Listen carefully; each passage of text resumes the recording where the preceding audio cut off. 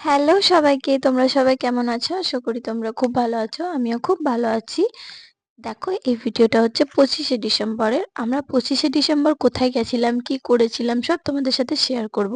কিন্তু সেদিনকে দুর্ভাগ্যবশত আমাদের দুপুরবেলা আলু সিদ্ধ ভাত খেতে হয়েছে। কেন সেটাও বলবো। তো চলো শুরু করা যাক। 25শে ডিসেম্বর সকালবেলা বাবানের বাবা ঘুম থেকে উঠে বলল যে না, শরীরটা ভাল লাগছে না, খুব অ্যাসিডিটি লাগছে।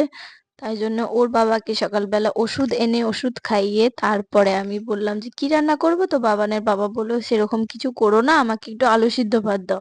তো যেহেতু ওর বাবা আলু সিদ্ধ ভাত খাবে, সেদিনকে কি আমি আর ভালো মন্দ রাঁধতে পারি, ওই জন্য আমিও আলু সিদ্ধ ভাত রেঁধে নিলাম। দুজন মিলে গরম গরম আলু সিদ্ধ ভাত খেয়ে নিলাম।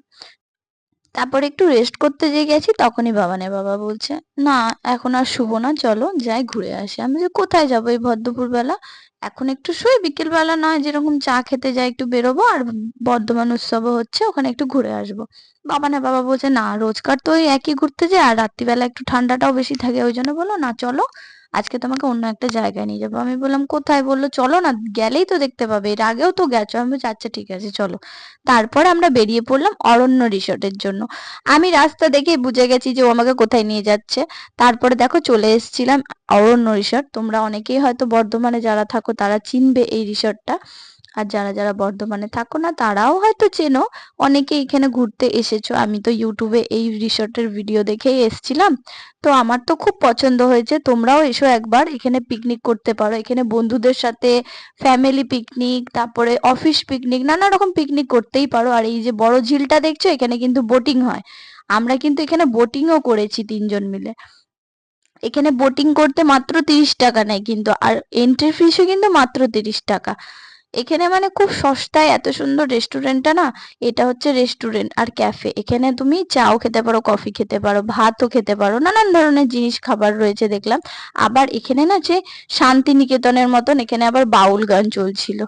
আমার এখানে এত ভালো লেগেছে, মানে একটা অন্যরকম মনোরম পরিবেশ তৈরি হয়ে গেছিল জায়গাটায়। তারপরে দেখো এখানে কত বড় বড় রাজহাঁস। আগের বারে এসেছিলাম রাজহাঁসটা না ডান দিকে ছিল, এবারে দেখছি বাঁ দিকে রেখেছে। তো ঠিক আছে, ঘুরে টুরে আমরা পুরো জায়গাটাকে ভালো করে দেখছিলাম। এখানে অনেক রকমের ফুল গাছ ছিল, সব ফুল গাছগুলো দেখলাম। কত রকমের গাঁদা গাছ ছিল।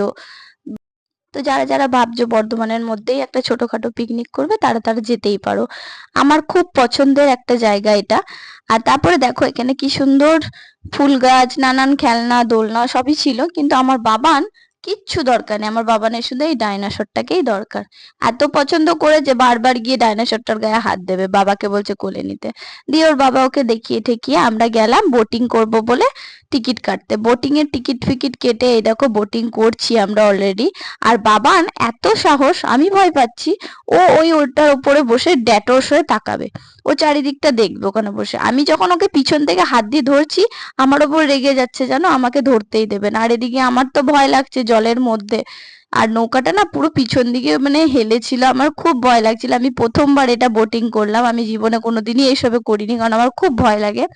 আগে বাবান হওয়ার আগে যখন দীঘাতে গেছিলাম, ওর বাবার খুব শখ ছিল দীঘাতে যেরকম সেই মানে সেফটি বেল্ট গুলো পরিয়ে বোটিং এ নিয়ে যায়।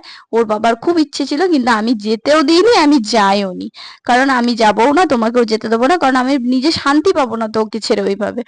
আমার খুব ভয় করে জলের এইসব জিনিসগুলোকে। তারপরে কি এই বোটিং টোটিং করলাম 20 মিনিট ধরে। 20 মিনিট বলেছিল যদিও, কিন্তু আমরা করেছি অনেকক্ষণ।